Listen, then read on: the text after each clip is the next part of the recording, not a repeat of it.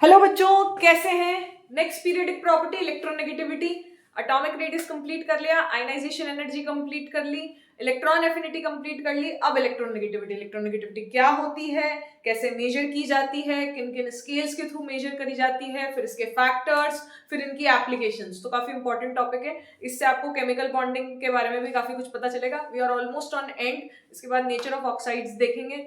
तो देखें electronegativity, electronegativity En denoted by En क्या मेजर करती है? पावर मेजर करती है। इलेक्ट्रोनेगेटिविटी की वैल्यू हमें क्या बताती है कि ये चीज वो चीज बताती है कि पावर क्या है एक एटम की to attract shared pair of electrons. अच्छा, शेयरिंग क्या होती है? जैसे सपोज टू बी ए को एक इलेक्ट्रॉन की जरूरत है, इसके पास एक इलेक्ट्रॉन है सपोज टू, और बी को एक इलेक्ट्रॉन की जरूरत है।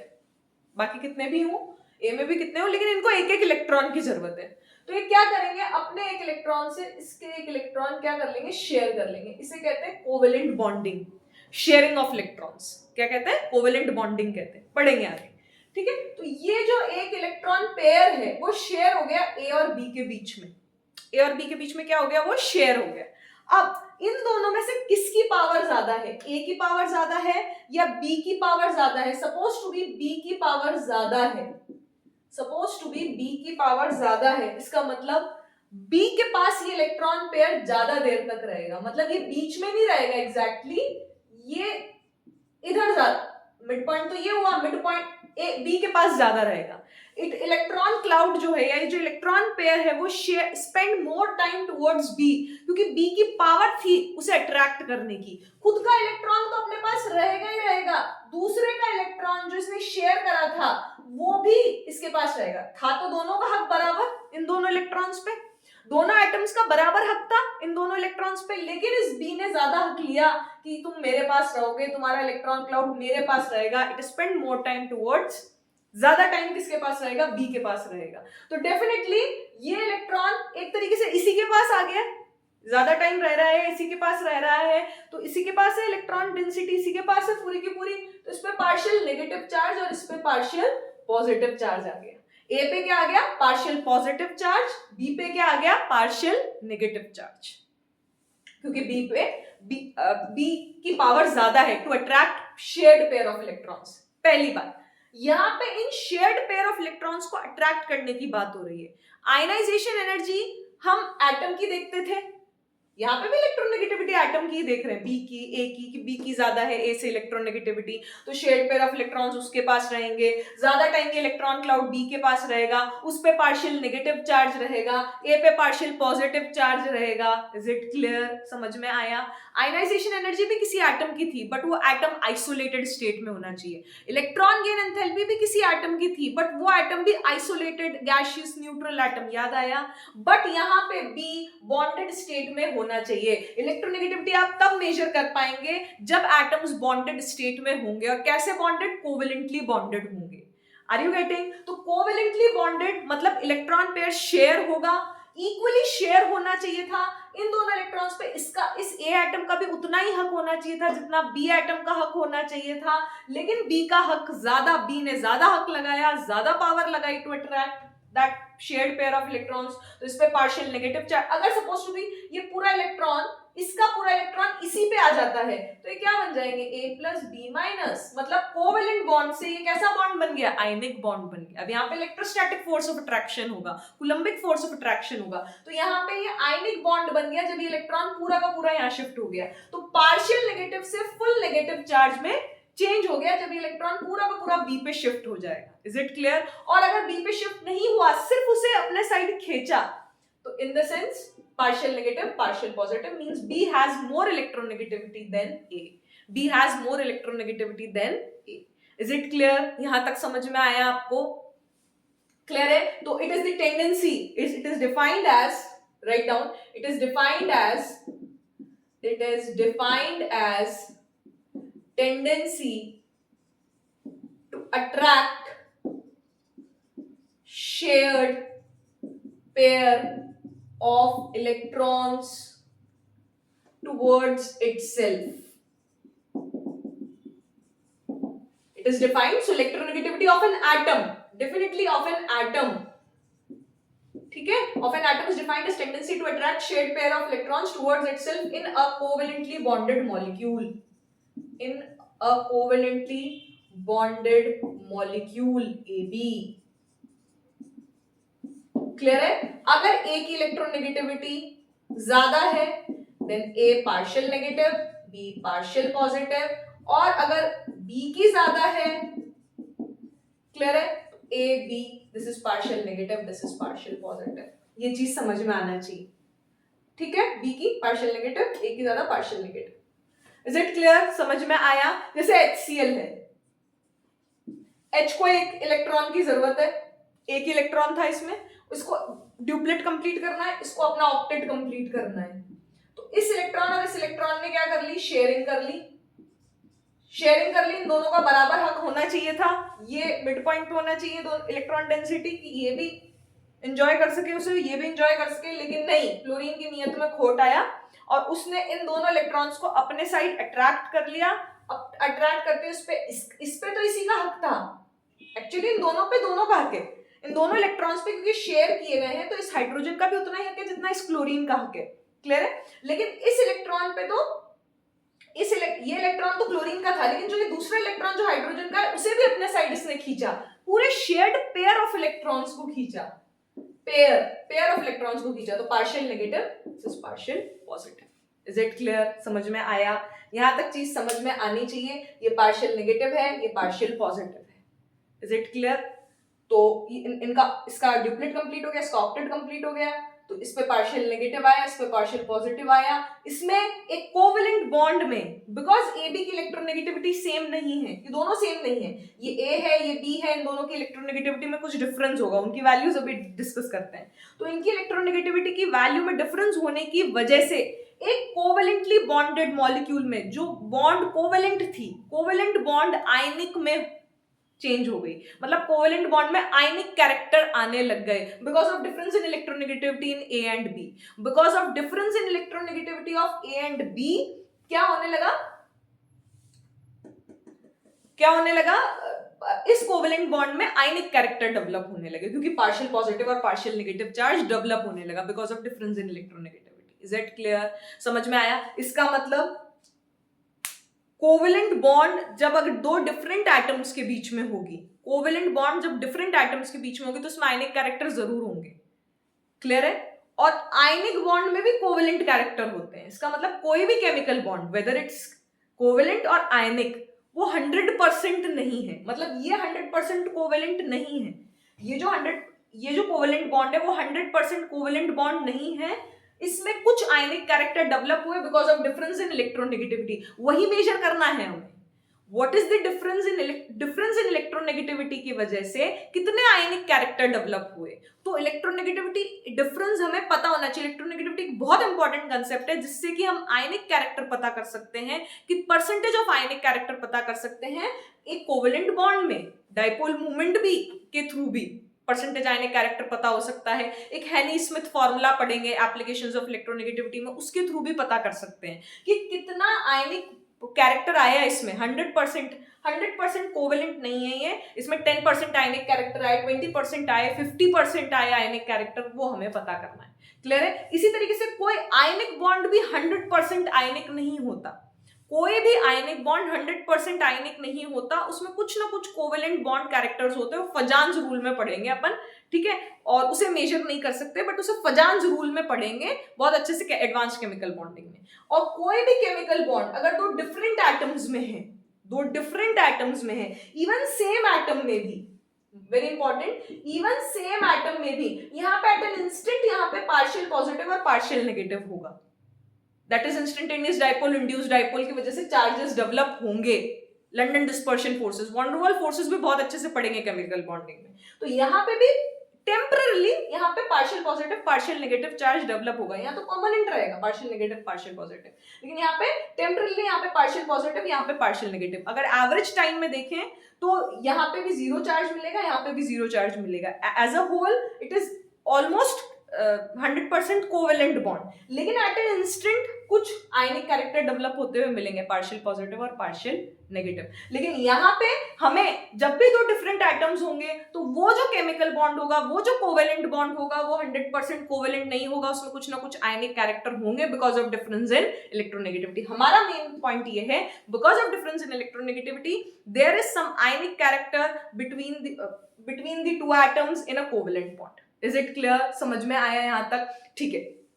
आयनाइजेशन एनर्जी आइसोलेटेड स्टेट में, इलेक्ट्रॉन एफिनिटी आइसोलेटेड स्टेट में, बट इलेक्ट्रोनेगेटिविटी हमेशा एटम की बॉन्डेड स्टेट में काउंट होगी। सेकेंड इंपॉर्टेंट बात, इलेक्ट्रोनेगेटिविटी कभी भी एक एटम की कांस्टेंट नहीं होती। फैक्टर्स अफेक्टिंग में बहुत अच्छे से देखेंगे, अभी आप ये बात ध्यान रखें, इलेक्ट्रोनेगेटिविटी कभी भी एक एटम की कांस्टेंट नहीं होती। क्यों नहीं कांस्टेंट होती? वो डिपेंड करता है उसके सराउंडिंग एटम्स कैसे हैं, number of atoms surrounding atoms जो सराउंड कर रहे हैं, जैसे CH4 और CCl4 CF4, तो सराउंडिंग एटम कितने हैं सेंट्रल एटम को और उनका नेचर क्या है, उस पर भी इलेक्ट्रोनेगेटिविटी डिपेंड करेगी। तो electronegativity is not constant of an atom, constant नहीं है। क्लियर है? तो आइसोलेटेड स्टेट में नहीं नापी जाती, हमेशा बॉन्डेड स्टेट में, और इलेक्ट्रोनेगेटिविटी किसी भी एटम की कांस्टेंट नहीं होती। क्लियर है? वो डिपेंड करती है उसके सराउंडिंग एनवायरमेंट पे, सराउंडिंग नंबर ऑफ एटम्स पे, surrounding number of nature of atoms पे। Is it clear? Number and nature of atoms पे। क्लियर है? तो अब वेरिएशन ऑफ इलेक्ट्रोनेगेटिविटी पढ़ ले पीरियोडिक टेबल में, और फिर हम स्केल्स पे आएंगे। तो next topic, variation of variation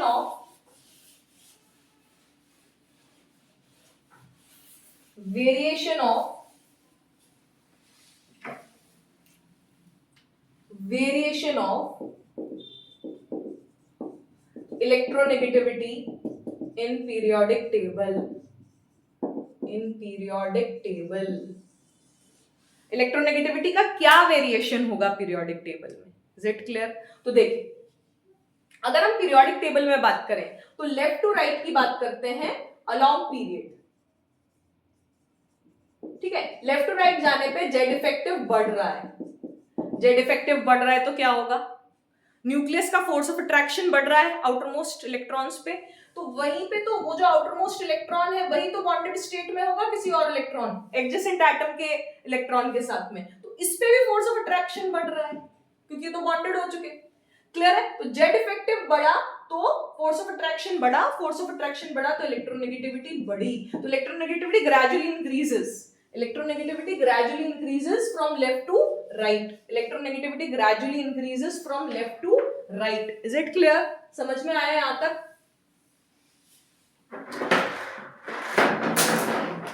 यहां तक समझ में आया आप लोगों को? Electronegativity gradually increases from left to right. Clear है? अभी देखेंगे भी से, और इंक्रीज करती है सेकेंड पीरियड में भी, थर्ड पीरियड में भी। क्लियर? नेक्स्ट, अगर हम बात करें डाउन द ग्रुप की,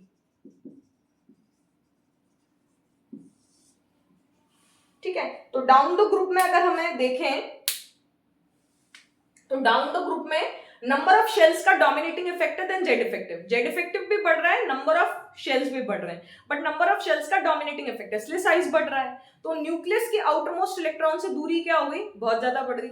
जब दूरी बहुत ज्यादा बढ़ गई तो क्या होगा? फोर्स ऑफ अट्रैक्शन घट गया, तो electronegativity decreases down the group.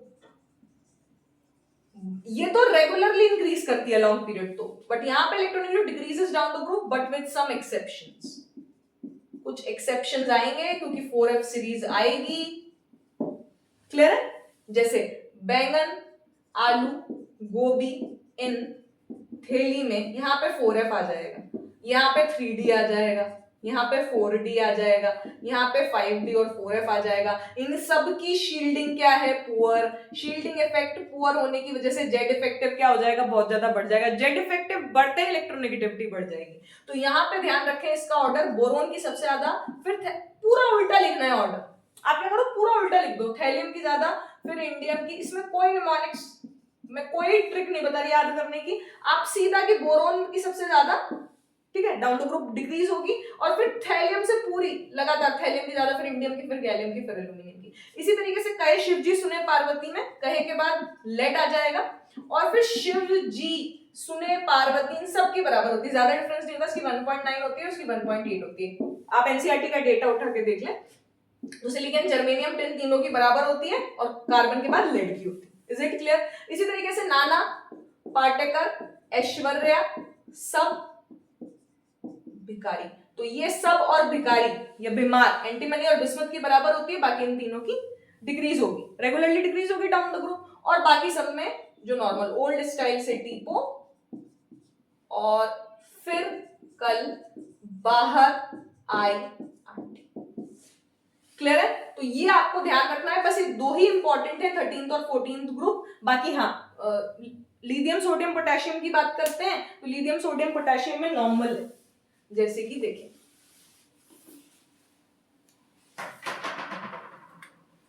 Lithium की ज्यादा, फिर सोडियम की, फिर पोटेशियम रुबिडियम की सेम होती है, फिर सीजियम और फ्रांशियम की सेम होती है। Is it clear? इसी तरीके से बेटा, मांगे, कार, स्कूटर बराबर होती है, बाप, राजी, रेडियम बराबर होती है। क्लियर है? तो इतना आपको ध्यान रखना है वेरिएशन ऑफ इलेक्ट्रोनेगेटिविटी। जैसे क्वेश्चन पूछा गया है, देखें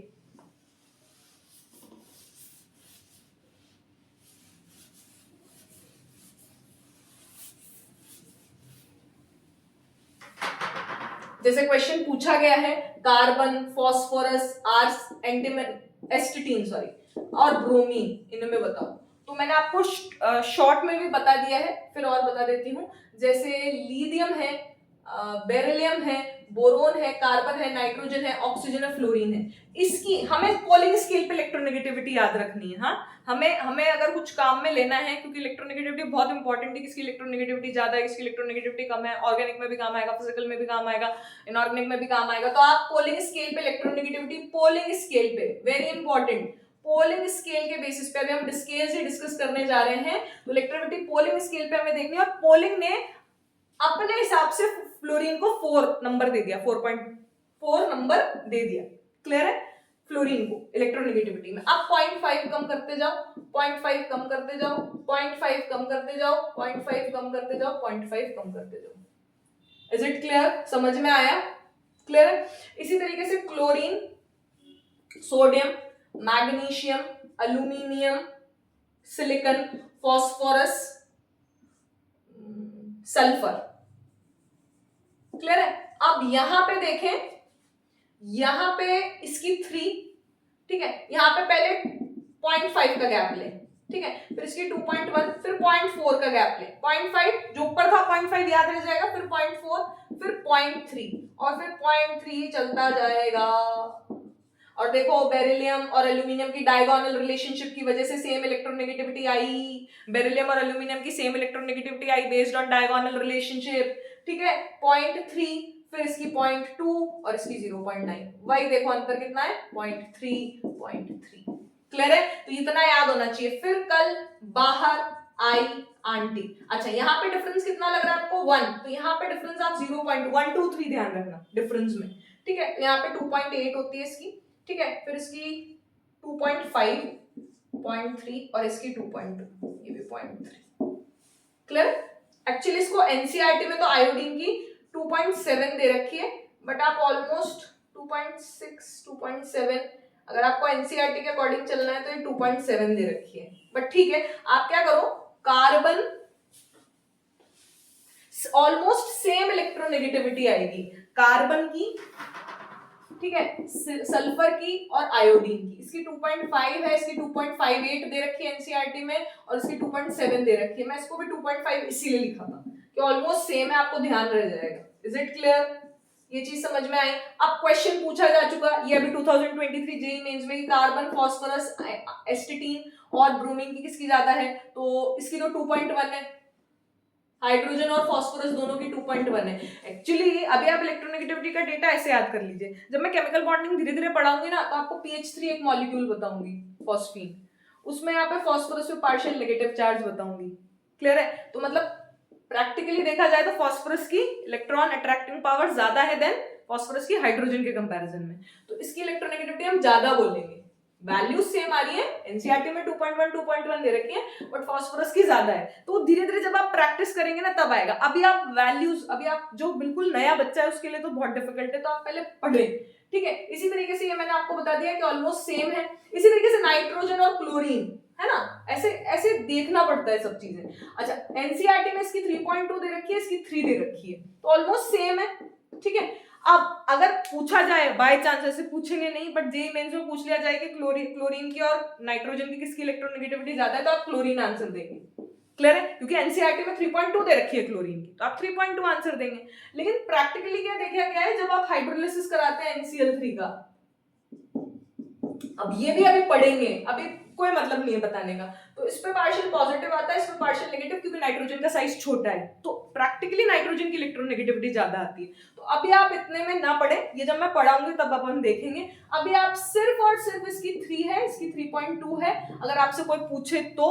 अदरवाइज हमें नाइट्रोजन पे हमेशा पार्शियल नेगेटिव चार्ज लगाना है, चाहे वो क्लोरीन के सामने हो, तो इसका मतलब नाइट्रोजन की अट्रैक्टिंग पावर ज्यादा है, मतलब नाइट्रोजन पे पार्शियल नेगेटिव चार्ज है, मतलब नाइट्रोजन की इलेक्ट्रोनेगेटिविटी ज्यादा है। Is it clear? क्या यहाँ तक की कहानी समझ में आती है आप लोगों को? ठीक है, अब मेरी बात सुने, ठीक है। तो यहाँ पे कार्बन 2.5 है, ये 2.8 है, ठीक है। ब्रोमीन, तो ब्रोमीन की सबसे ज्यादा, फिर कार्बन की, फिर एसिटिन की, फिर फास्फोरस की। Is it clear? समझ में आया? फास्फोरस की सबसे कम। अब मेरी बात सुने, ठीक है, हमें डिफरेंट डिफरेंट स्केल्स पढ़ने, वो डिफरेंट स्केल्स पढ़ने जा रहे हैं, जितने हो सकेंगे आज के लेक्चर में उतने, नहीं तो नेक्स्ट लेक्चर में फैक्टर्स 2 में पढ़ेंगे, इलेक्ट्रोनेगेटिविटी भी, ठीक है, क्योंकि एक लेक्चर बहुत लंबा हो जाता है, 2 में पढ़ के फिर एप्लीकेशंस अलग से पढ़ेंगे, ठीक है। देखिए, ठीक है, वो मैंने लिखा ही दिया, lithium, sodium, potassium, rubidium, caesium, francium, इसकी कितनी बताई थी भाई? बेरिलियम की 1.5, तो इसकी 1, इसकी 0.9, इसकी 0.8, इसकी 0.8, इसकी 0.7, इसकी 0.7। क्लियर? ठीक है, अब मेरी बात सुने, डिफरेंट स्केल्स, हमें डिफरेंट स्केल्स दिए गए हैं, ठीक है,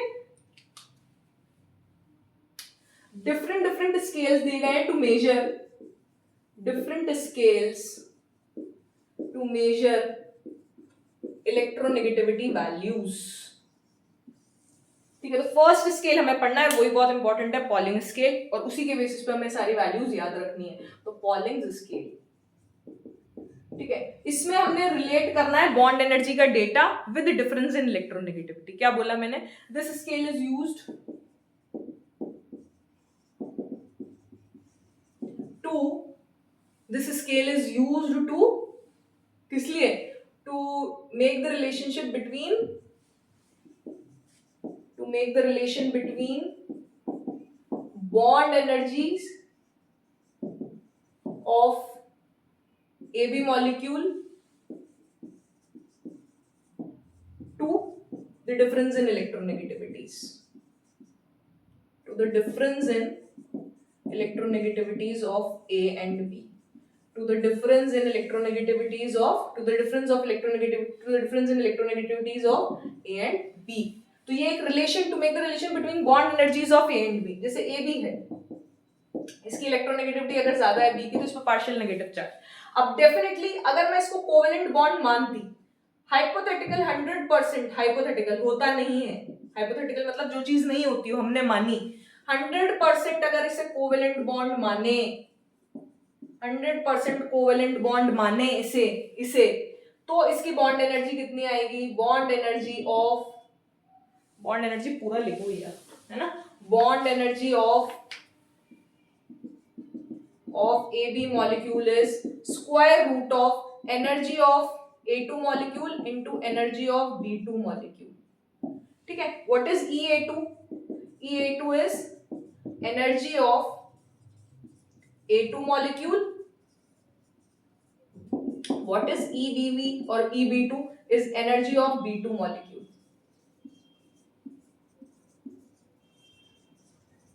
ठीक है। तो ये बॉन्ड एनर्जी है AB की, अगर मैं इसे हाइपोथेटिकल 100% कोवेलेंट बॉन्ड मानूं, if we consider this, if we consider hypothetical 100% covalent bond, then bond energy ये, बट ये एक्चुअल बॉन्ड एनर्जी इसकी क्या है? इसमें कुछ आयनिक कैरेक्टर डेवलप हुए, ionic bond is stronger than covalent bond, तो बॉन्ड एनर्जी ज्यादा होगी, है ना। तो बॉन्ड एनर्जी एक्चुअल में AB की कितनी है? ठीक है, बॉन्ड एनर्जी एक्चुअल में AB की कितनी है, जिसमें आयनिक कैरेक्टर भी इंक्लूडेड है? तो ये actual bond energy, this is actual bond energy, clear है, actual bond energy minus 100% hypothetical, है ना, 100% covalent bond, bond energy, 100% covalent bond energy, वो कितनी है, अरे है ना, वो कितनी है,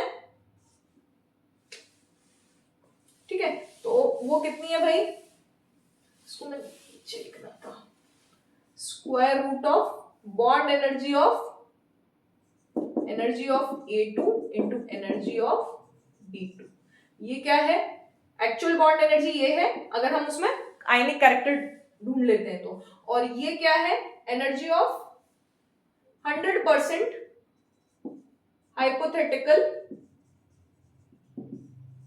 कोवेलेंट बॉन्ड, क्लियर है, तो ये क्या हुई, एक्स्ट्रा बॉन्ड एनर्जी आई,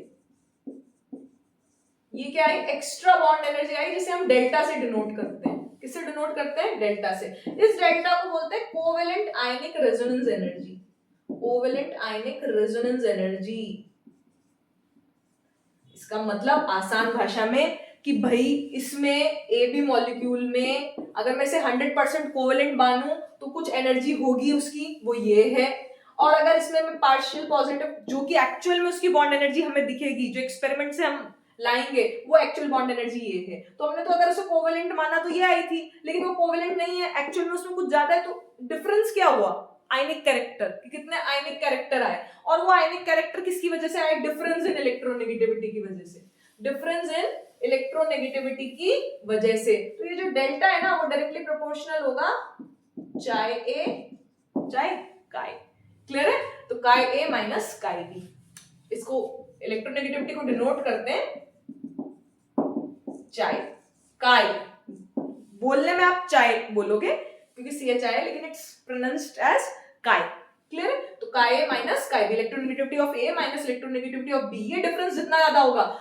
एक्चुअल बॉन्ड एनर्जी जितनी ज्यादा डिफरेंट होगी, 100% कोवेलेंट, हम उसे अगर ए बी बॉन्ड को 100% कोवेलेंट माना था, अगर हमने ए बी बॉन्ड को 100% कोवेलेंट माना था तो ये बॉन्ड एनर्जी थी, बट एक्चुअल में उसकी बॉन्ड एनर्जी हमें एक्सपेरिमेंट से ये मिली, तो जितना ज्यादा डिफरेंस होगा, जितना ज्यादा डेल्टा होगा, उतना ज्यादा डिफरेंस होगा इलेक्ट्रोनेगेटिविटी का, तो chi A very important, electronegativity difference 0.208 square root of delta kilo calorie per mole में अगर ये है डेल्टा, और difference in electronegativity is 0.102 square root of delta kilo joule per mole, is it clear, समझ में आया यहां तक आप लोगों को,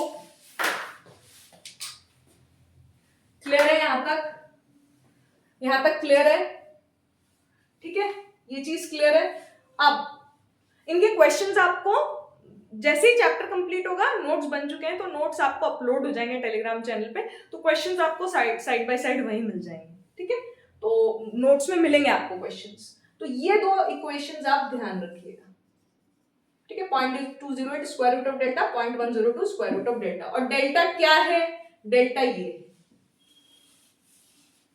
डेल्टा ये है, A B minus square root of A2 EB2, that is energy, bond energy of, where this is bond energy, actual bond energy of AB molecule, ठीक है, next EA2, that is bond energy of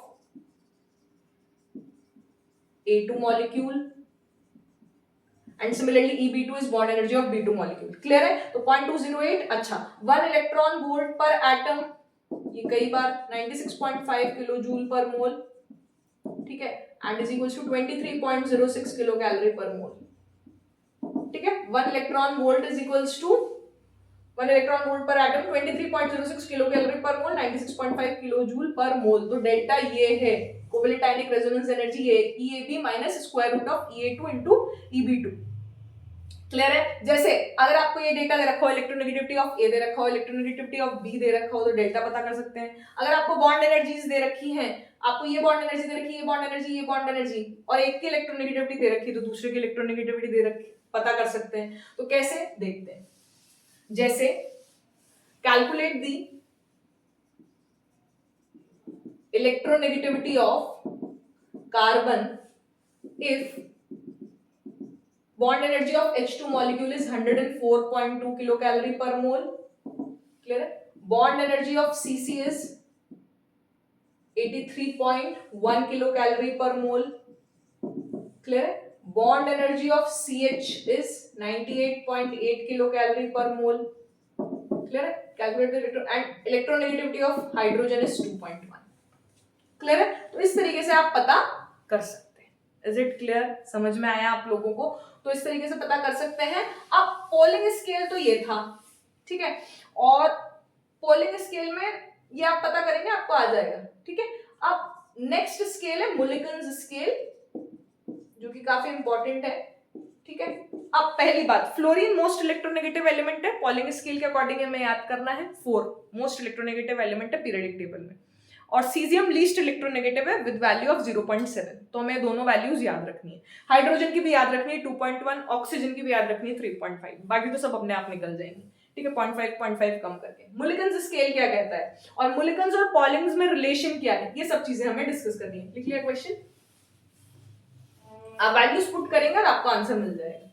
clear है? Next मुलिकन्स scale, यहां पे electronegativity of an atom is calculated as an atom, ये next lecture से पढ़ते हैं अपन, ठीक है। इतना ही बहुत है आज के लिए, नेक्स्ट लेक्चर में अपन डिस्कस करते हैं मुलिकन्स स्केल से और factors of it. Thank you.